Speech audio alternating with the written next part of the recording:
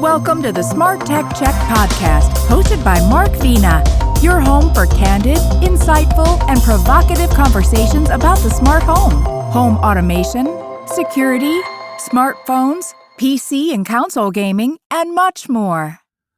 Hi, my name is Mark Vena, host of the SmartTechCheck podcast. Today is Tuesday, November 16th, 2021. My podcast focus today is a departure from the usual tech commentary I provide. Looking for a new job in today's new normal economy presents both challenges as well as opportunities. In October, the Labor Department reported that 4.3 million Americans, 2.9% of the entire U.S. workforce, quit their jobs in August, which is remarkable. Why is the Great Resignation happening, and how can new job seekers take advantage of this new phenomenon? Joining me for today's podcast is Mike Manoske. Mike, how are you? I'm good, Mark. Great to see you. Mike is the co-author of the new book, The Job Search Manifesto. I know, Mike, you and I go back probably almost 10 years, I think. Yeah, I was thinking about that. Yes. A long time. He's had a long career in the human resources space and currently teaches at the Wharton School in San Francisco. So, Mike, let's talk about your new book. And before we get into that, let's talk a little bit about your background, because I always find that really useful in terms of kind of setting the stage. Sure. Mark, my background's pretty unique, particularly in tech. I've spent over 2 decades in tech as a recruiter, but prior to that was over a decade in operations, engineering, marketing, sales. So I've really had a chance to see tech from a really broad perspective, and I've been in the trenches. I went into recruiting about 20 years ago, and it was partly because I was a stay-at-home. I was a dad with custody. And that'll change your life. Then, and he's done well. I'm pretty damn proud of him. But on top of that, when I got into recruiting, what I found was I was able to build some really great teams.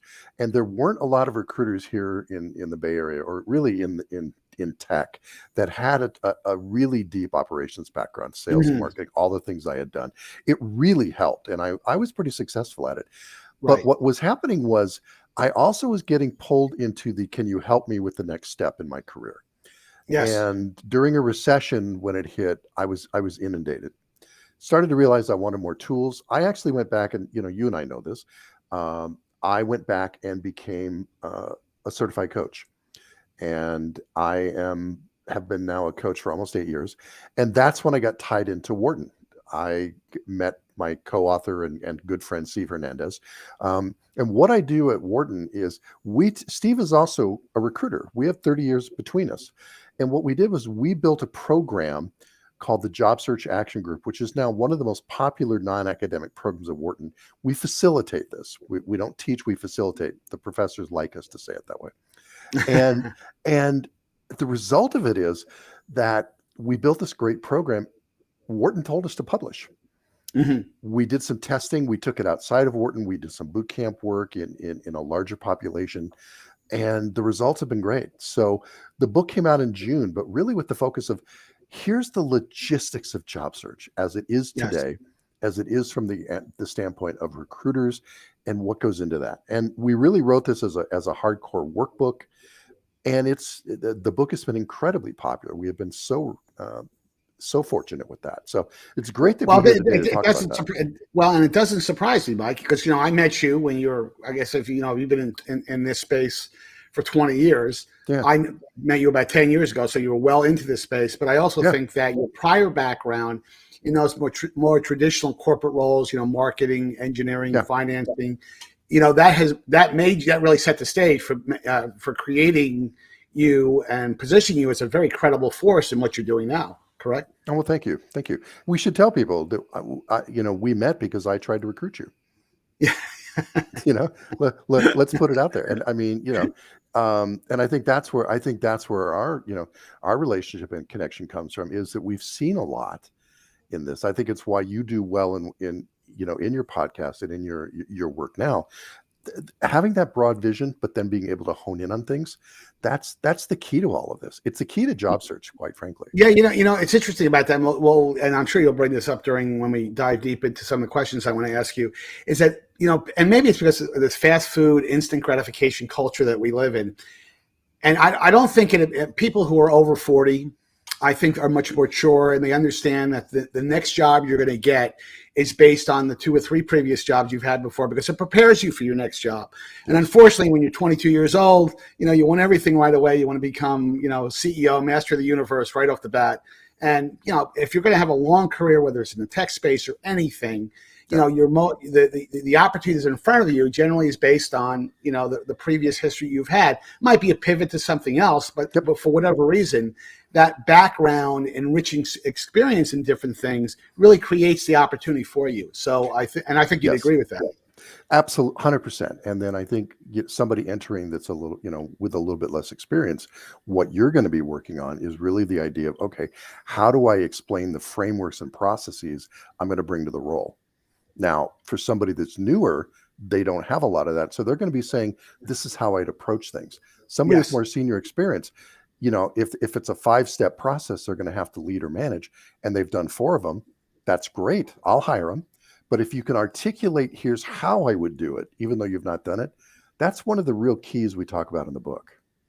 Well, and you were gracious enough to send me a copy on Amazon a couple of weeks ago, and I read it very, very quickly. But it's a quick read. It's not like it's A Tale of Two Cities, which is or Don Quixote, which is like 1,000 pages. I mean, you could really knock this off. And I like the writing style. It's very casual. It's not condescending, because you're not a condescending type of guy. I haven't met Steve yet, but I suspect he's not that type of condescending guy. And there's a lot of people in the field that you're in, they approach things. I don't think they deliberately approach, coaching and recruiting in a condescending way, but sometimes it comes across that way, and I think you've really avoided that, when you thematically, when you read the book. Well, and I think you're hitting on something important. Is our goal with the book is not to tell you what to do. Our goal is to give you, just like I was talking earlier, frameworks, processes that you can apply the rest of your career. We want this to be we want people to get good at this. Mm-hmm. And that's what really coaching. Steve and I are also great coaches, and one of the things we're doing is we're trying to impart this as skills and methods, so that the next time you're looking for a job, you're more confident. Time after, even more so.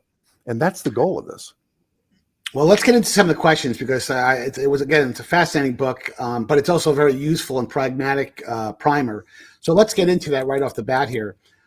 First question. I mean, there's so many books on the market. Who goes to a bookstore anymore? But but if you go to use Kindle or you use Apple Books, I mean, there's lots and lots of competition about how do you find the right job, how you get hired. So in a couple of minutes, how is the book fundamentally different from other things that people can read?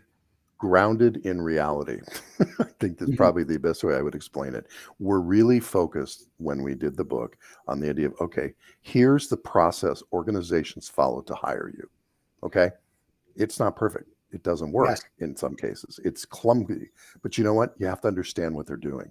And then what we're doing is showing you best practices in each of these critical phases of how to do it. So highly pragmatic, highly based on, like I said, 30 plus years of our experience. But for example, one example of that, your resume. Your resume shouldn't be touched early on. You need to really understand who your audience is. And Mark, you've got a great marketing background. You know that you sell a product because you understand the customer, right? It's the same thing with a job search. If you don't understand what companies need, and you're talking about what you want to do versus what they need, you're not going to connect. And that's a key thing that we're doing. So once you understand that, where do companies find you? On LinkedIn. Yes. 30% of my hires came through LinkedIn, and that number stands today in the recruiting community. Why are you spending time on your resume when you should be spending time early on LinkedIn? So that's an example of really our pragmatic. Yeah, and we're going to get into that, because it's amazing when you go back 25 years and you look at the traditional way people, and that's an executive, not a new employee, but someone who's been in the workforce for some time. The traditional deal was you would engage with a recruiter, or companies would have executive recruiters, and they would reach out to people, and you would fire out a bunch of resumes, out to, this is before the internet, pre-internet. And, you'd say, well, here's a list of 50 companies I want to work for. Let me find out. Sometimes took a lot of time to find out who the right people were. HR teams were typically gatekeepers to the rest of the organization. And then, of course, the internet came along. And then you had job sites out there. And as I've discussed this before, is that the frustrating thing that a lot of people encounter with job sites, and they still exist and thrive, is that you never know whether those jobs are real. Are they being posted because they're already looking at somebody internally and they just have to post it for egalitarian reasons? And by the way, the feedback loop is awful. It's gotten better over the last few years, but you could apply for a job and never hear back from the company. Not even get a return email saying, hey, we got your resume. So now we've got this thing called LinkedIn, which we're going to get into in a second. But LinkedIn has really changed the complete ball game. And I think sometimes, and I'm sure you'll get into this, people looked at LinkedIn almost like they look at Facebook, and it's really two different animals. LinkedIn, dramatically, and I don't mean that really so much in terms of content, but in terms of the way you present yourself, because it really is a live, interactive version of you. So anyway, let's talk a little bit about that in terms of what you've seen over the last 10 or 15 years in terms of that evolution that I just talked about. So what you're really describing is a marketing. I'm going to use some marketing analogies because I think they're helpful. So there's a marketing analogy called the megaphone versus the magnet. And the idea of the megaphone is you're out there blasting. You're getting your message. You're loud. You're sending out. That is when you're sending out your resume. Okay, and the response rate is about 17%, if that. The magnet is LinkedIn, bring people to you. And that's the idea here, is you want to create inbound and outbound traffic, to really kind of get this into that kind of a model. And what brings people in is if your LinkedIn profile reflects the needs in the marketplace you can address. I don't want to make this too complicated because we have made it too complicated. If you can solve a company's problems, they need to talk to you. And if you can describe that, and LinkedIn is the place to start that point, you're going to come to your resume later. But that's how you draw the traffic in. And that's a key part of my work and the key part of the book. Do you recommend people, especially people who have been working 10 to 15 years, let's say, and they haven't touched a resume in forever? Maybe they've been with the same company, or they've worked for companies for long tenures. Do you advise people to modify the resume, especially if it's pretty old, even if the information's up to date, but from a format standpoint, the messaging standpoint, or do you recommend people really start from scratch, saying, hey, let me look at myself in a completely different way? I mean, there's some great tools out there that help you. I'm a big fan of putting resumes into almost like an infographic like a format, because it's much more visual, rather than the old text-based, linear format. But what do you recommend in that regard? I recommend you have to know how to describe yourself and a brand statement. And I don't want to make this sound like it's something really cumbersome, but let me give you an idea. If you do a brand statement well, and there's a huge part in our book on this, is your brand statement is going to be the answer to tell me about yourself when you're talking to somebody, whether in the interview or socially. It's going to be the top paragraph in your about section of LinkedIn. It's going to be at the top of your resume. It's also going to be the way you explain yourself when you do outreach to others. Brand statement's where you start, because if you're not able to describe yourself, again, you're just churning water at that point. Right. And that's the starting point. And I think you were highlighting that beautifully. Go with the brand statement first, place it into LinkedIn, then start doing outreach, then do your resume. Right. That's pretty much the sequence we talk about in the book. Sure. Well, let's go on to the next topic I want to hit here. And again, just to talk, do you think? Well, let me ask you right outright: are traditional job search websites, are they a waste of time? I mean, do you even, or do you have to do both? You have to do both, but you have to focus. I would look at this as a division of labor. I would spend, LinkedIn is itself a job site. Yes. So your time on LinkedIn is valuable. I would recommend this, as if I was to kind of divide this into three buckets. One would be outreach. I would spend half of your time doing outreach. I would spend about 30% of your time updating and keeping LinkedIn going, connecting with people through LinkedIn. Then that last part, that last 20%, I would be using job sites and that way. But you'll notice what I'm doing is we really try to have people focused on you control it, you talk to people, you do outreach. And I know that sounds cumbersome, but and you saw in the book, we've tried to make this simpler. And we've tried to make this less about this networking transactional crap and really more about how do you build a solid business relationship. And it's doable and it's not cumbersome. Now, what I've found is that, LinkedIn has a very, very strong social media component in terms of posting a post. Now, in my work that I've been doing for the last 5 years, I didn't do a lot of social media 5 years ago. Honestly, I did some. I was on Facebook. It was always for personal family reasons. But in the work that I've been doing, especially now that I own my own firm, you live and die by the posts you make. And I don't mean that in terms of sending, putting provocative posts out there that scare people. I'm talking about your value proposition. Me as a guy who owns an analyst firm, and and really what my role is providing visibility for. I have large Fortune 100 clients, but I also have a lot of small startups that can't compete with the Apples of the world, and they're always looking for cost-effective ways to get their messaging out. That requires a lot of social media. Whether it's on Twitter being the primary piece, good or bad, because Twitter obviously does have a dark side. Yeah. But how do you talk to people saying, hey, by the way, now that you're looking for a job, especially if you're going to leverage LinkedIn, how do you kind of get the social media part of your value proposition constructed? Because a lot of the folks that I'm sure that you counsel have done very little social media.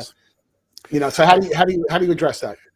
Baby steps. And to be frank, I'm going to tie you into this because, see, you're a thought leader and you share really good content. I read your content every time you post. What a really good baby step is to take something you posted, repost it with a comment. Yes. It's a really simple, wow, Mark brought this great point up. And I never, I really think the way that company's going, the way they're addressing this problem is cool. That's a great post.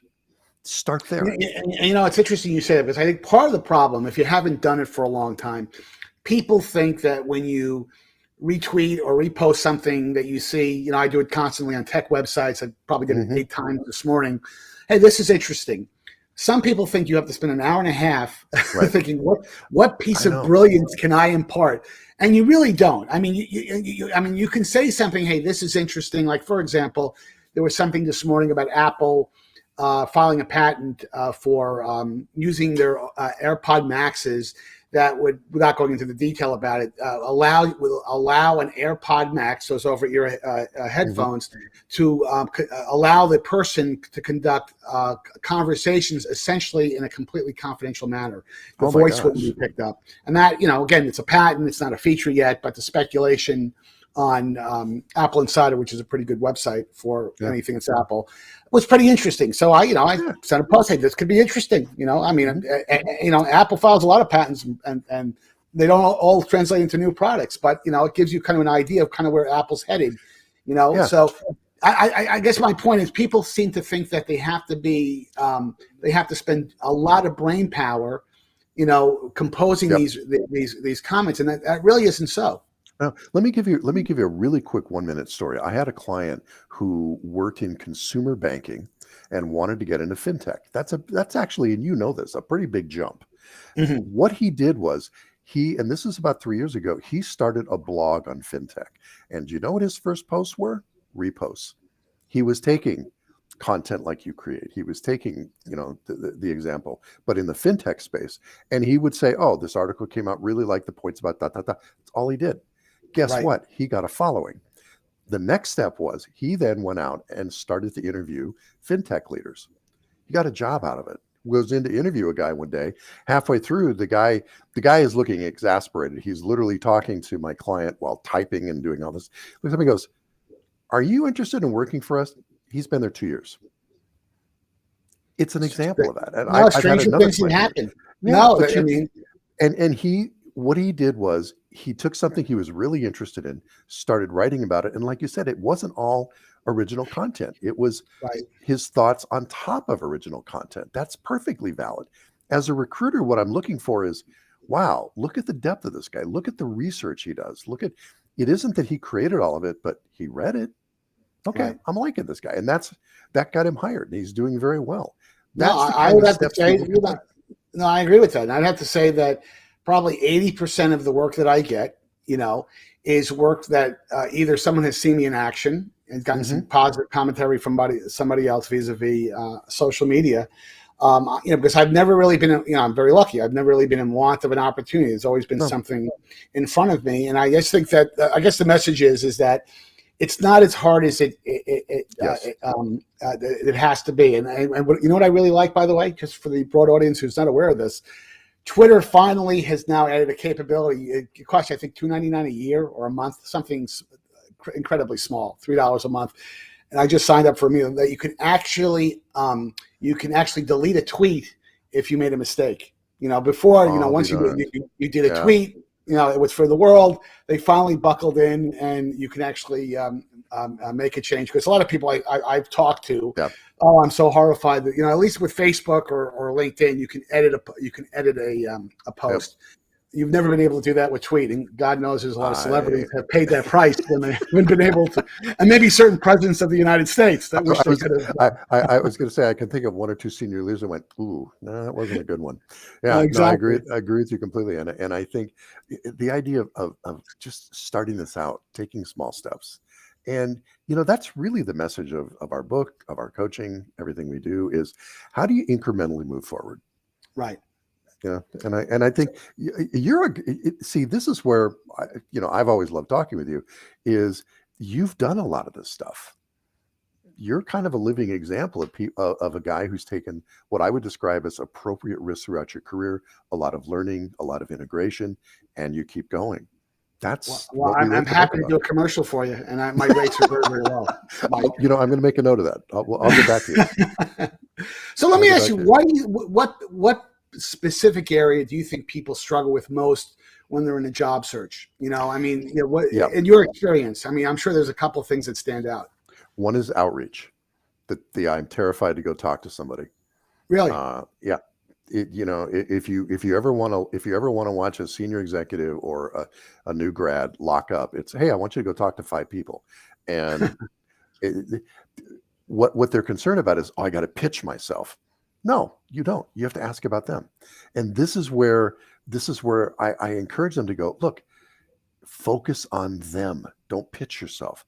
What did they do that you're interested in?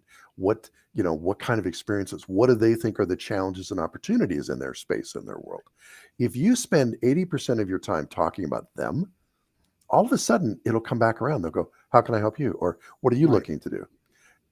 If you do outreach in that manner, number one, you create a relationship, and number two, you don't have to sit here and sweat. Okay, I gotta do this or that. And the second part is interviewing. And we've made interviewing a hot mess. And there are ways to be really simple. And I won't go into detail in here, but we've broken behavioral interviews out into just 5 questions. So outreach, interviews, those are the things that lock people up, but they're always about feeling you're on stage. Mm-hmm. Yeah, what's amazing about that is that the more innovative 21st century companies are always on the lookout, even at especially at an executive level, looking for great people. And it is absolutely not an insult if you ask someone who you either know or you're presenting yourself on an initial basis to say, hey, listen, I have this set of skills. I've done these type of things. Does your organization need someone like myself? And again, the more innovative companies, and Apple comes to mind about this, they constantly do this, where if Apple sees a person, they find that, hey, I want to take this person off the market. They're too good. We may not have a job for them right now, but we will create a job. We will invent a job because we want this person off the market. We want to be able to take advantage of while they're available. And I'm not sure a lot of people get that. They don't. And here's the thing, you've heard this thing, the hidden job market. Well, let me explain what's going on. As a recruiting leader, around September, October, I was planning with my leadership for who are we going to hire in the next 12 months, sometimes 6 months. But we had a hiring plan. And let's say that you're a marketing person and my company that I'm working at doesn't show a marketing position, I may be planning to hire it in February, 6 months, 4 or 5 months from now. If I find you, I'm swapping the position. I'm going to hire you sooner, move things out. That's why it's on a spreadsheet. You adjust things. That's why the idea of reaching out and when there's not a job is a very smart strategy. I have at least a dozen clients, and I have a lot of clients, as you know, that have actually ended up in a job that the company wasn't planning to hire for 6 months, or they created it just as you were describing, because, wow, we got a problem this person can solve. And that's the core of it. They're hiring you not because they think you're a great person, because they have a business issue they can't solve with the people in the building now. If you can help solve that problem, you're golden. I'm going to take that back one step further. If you're describing how you can solve that problem on LinkedIn, as a recruiter, I'm paying attention. Well, let's get to the last question I really want to hit you up with. And, I mentioned at the top of the podcast that a staggering 4.3 million people just quit. It's a little bit more complicated with that. But at least if you accept the Department of Labor's numbers for what they are, almost 3% of the workforce has said, sayonara, I'm looking for greener pastures somewhere else. And whether they're looking for more pay, that's always a phenomenon that needs to be addressed. There's also been a dynamic with the great remote working phenomenon that people now can say, hey, I don't have to get in a car and commute for an hour and a half. I can. Companies are much more open for me being located wherever. When you're counseling people, how do older workers make that career pivot? Because it happens all the time. It terrifies some people, but you see it over and over again. God knows I've there's a number of people that I've probably 25 people over the last 10 years that I think I funneled over to you for help, and they've all come back with, oh my God, this guy has really changed the way I look at things in terms of a new career search. But how would you characterize that? So we made the point earlier about really focusing on problem solving. What is the company facing? Older workers have seen more problems. Okay. And, to use a sports analogy, it's not about your bat speed. It's about the fact that the pitch that's coming, you've seen before. And that's the point, is if you got the experience to say, look, I know how to do X, Y, and Z, and you're wrestling with those, let me come in and help. And and you're really seeing more of that now. The bro culture that you and I saw a decade ago is definitely receding.